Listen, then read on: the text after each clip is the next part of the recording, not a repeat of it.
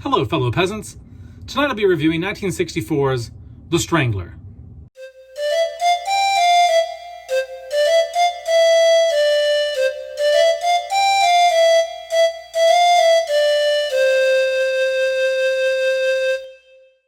Okay, guys, so I watched The Strangler.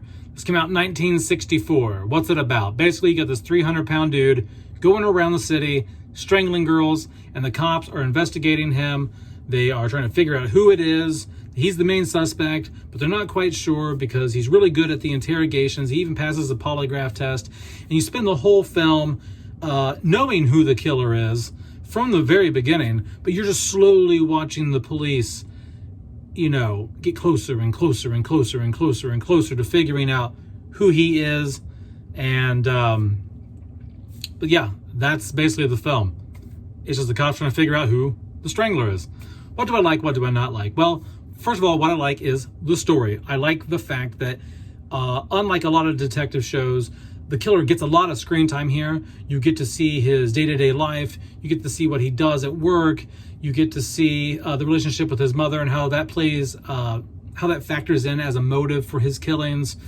Because his mother basically told him his whole life that he is fat and ugly and has no money and that no girl will ever love him and stuff like that. So he's got like mommy issues and shit. And so he takes it out on these women.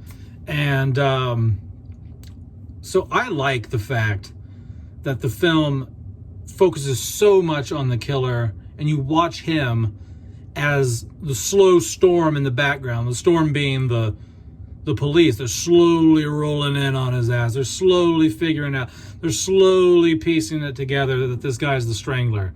Even though he's very good at passing polygraph tests and he's smooth talking during the interrogations, he seems confident, but he's a psychopath. And so he's really good at, what's the term? I guess bullshitting and lying, I guess. I don't know. But so I really like that aspect of the film, that you see it from a different perspective than you see most of these true crime detective films, okay? Next, the cinematography. I think the cinematography is good. Is it great? No, but it's good. I like the aspect ratio on this. It just fits this style. It fits the time. Speaking of the time period, this isn't a negative or a positive, really, but the film does look a bit dated compared to its release date. This came out in 1964. This looks like it came out in 1954.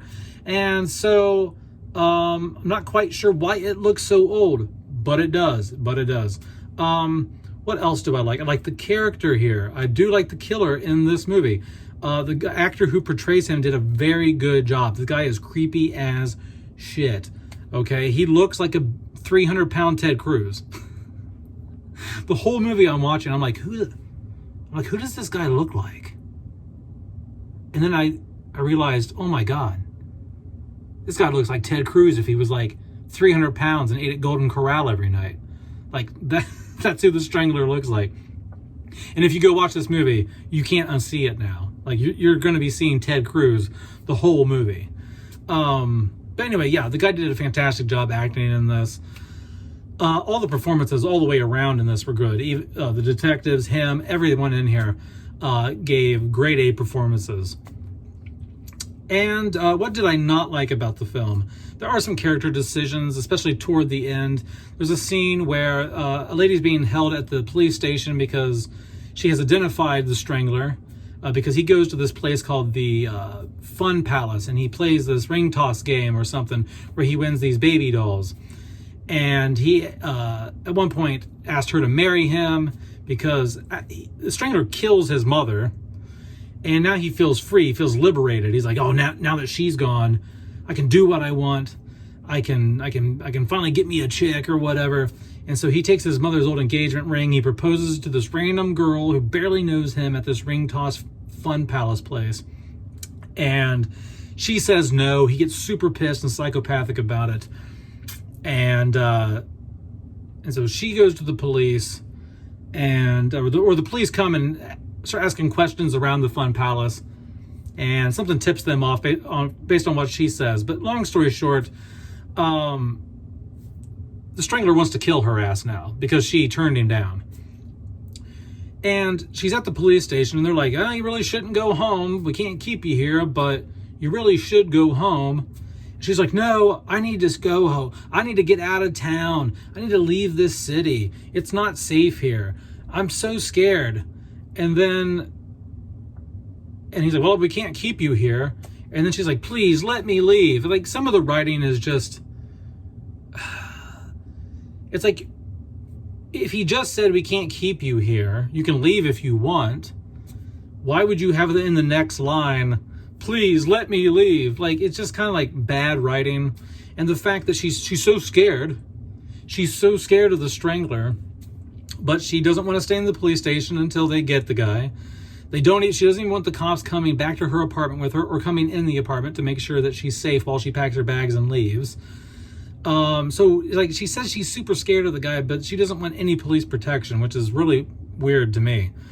So there's just some moments like that in the film, and some of the mom's dialogue, like, she's the mother, the killer's mother in the film was the worst actress in the film. She gave the worst performance. There's some over-the-top acting delivery from her that I was just like, it's a bit cringe. But everyone else gave grade A performances in this film. But all in all, guys, I really enjoyed The Strangler. It was a surprise that it was that good. I'm not a huge fan, to be honest, of older black and white films. I'm very, very picky when it comes to movies from the early 60s and earlier than that, previous decades. I'm not a big fan of anything prior to the mid to late 60s. If I had to rate The Strangler on a 1 to 10 in terms of just pure entertainment, man, I'd probably give it like an 8.5 out of 10. Like, it was good. It was good. It was like a cool little Matlock episode, or I don't know how to put it, but it was really good. I highly recommend checking it out. Is it something I would watch again? Maybe, but I definitely think that it's a good one-time watch, and just something worth checking out. But that's it, peasants. Let me know down in the comments below if you have seen The Strangler. If you like it, you'll love it. Have a good one, peasants. Peace out. Bye-bye.